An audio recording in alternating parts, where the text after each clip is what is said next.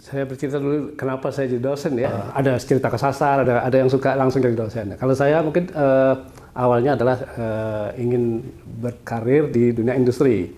Ya, saya sempat jadi karyawan atau staf malah jadi sampai dengan manajer pabrik selama 4 tahun di industri. Tapi begitu melihat situasi industri, mulai kebosanan itu muncul. Bosan munculnya kok begini-gini terus ya, banyak tantangannya di situ-situ aja, terutama masalah mengatur SDM ya, kemudian ada kegiatan-kegiatan yang menuntut, akhirnya kalau begini terus kok rasanya kok nggak ini ya, nggak nyaman gitu ya. Mungkin karena memang sifat saya suka yang mencari inovasi, akhirnya ketemu dosen pembimbing terus jadi dosen. Akhirnya saya tidak bercita-cita jadi profesor, malah jadi guru besar. Nggak tahu itu mungkin karena memang sudah jalannya rezeki saya gitu ya, jadilah gitu. Jadi Muni itu adalah kerja kami, ya. Kami itu artinya saya dengan mahasiswa melakukan banyak penelitian yang banyak melibatkan bagaimana kita mengembangkan sesuatu yang bisa bermanfaat untuk masyarakat kita, baik dari aspek kesehatan maupun industri gitu ya. Nah, saya akhirnya banyak memang mencoba mendesain sesuatu produk yang arahnya membantu orang-orang cacat gitu ya. Jadi saya punya sepeda, di lab kami ada 17 sepeda ya. Yang itu sepeda itu semua untuk untuk kesehatan. Jadi utamanya orang stroke atau setelah pasca stroke mereka coba memulihkan kesehatannya dengan bersepeda. Sehingga dengan bersepeda bisa pergi ke suatu tempat, bisa menikmati taman, bisa melihat orang-orang di tempat umum dan sebagainya. Karena kalau orang stroke kan butuh hiburan yang sifatnya alami ya.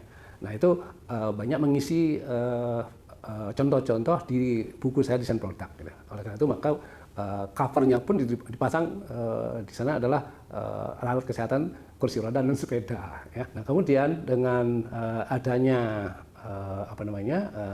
perkembangan industri, utamanya adalah revolusi 4.0, kemudian 5.0 itu menjadi tantangan yang lain di desain produk. Nah, maka saya berusaha mencoba mengkaitkan atau menghubungkan antara teknologi baru dengan produk-produk yang kita miliki. Nah, maka muncullah ide saya untuk mengembangkan buku yang edisi pertama menjadi buku edisi kedua.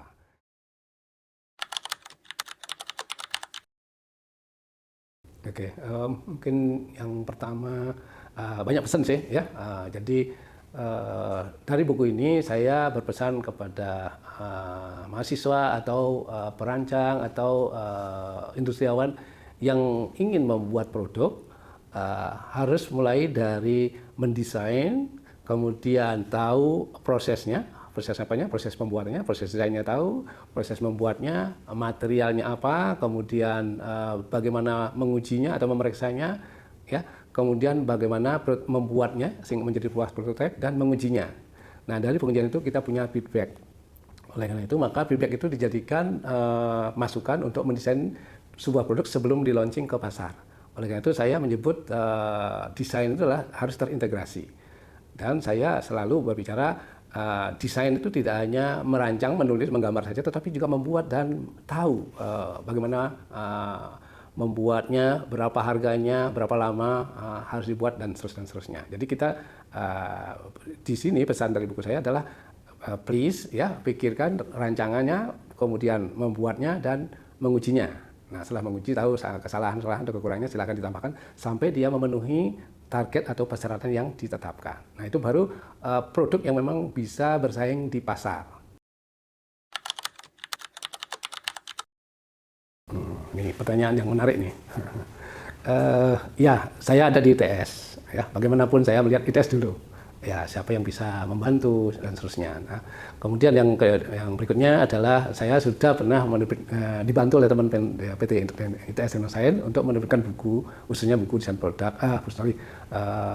toleransi ya. Nah, itu sudah dibantu dan saya sangat puas dengan bantuannya. Apa yang dibantu? Membuat cover, mengedit, kemudian komunikasi. Kalau ada yang mungkin sulit dipahami itu saya dikontak, kemudian saya memberikan informasi yang cukup atau lengkap, dan komunikasi ini luar biasa. Jadi saya kira ini perlu dipertahankan.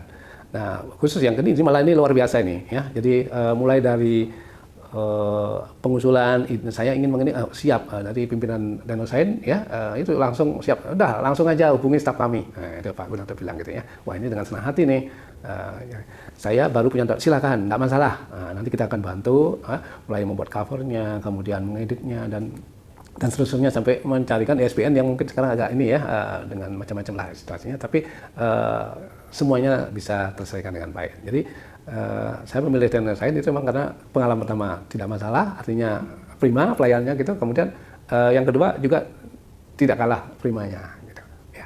Oleh karena itu silakan terbitkan buku Anda di PT ITS Danosain. Belong to ITS. Jadi silakan teman-teman di ITS atau mungkin teman-teman lain dari PT lain silakan ya.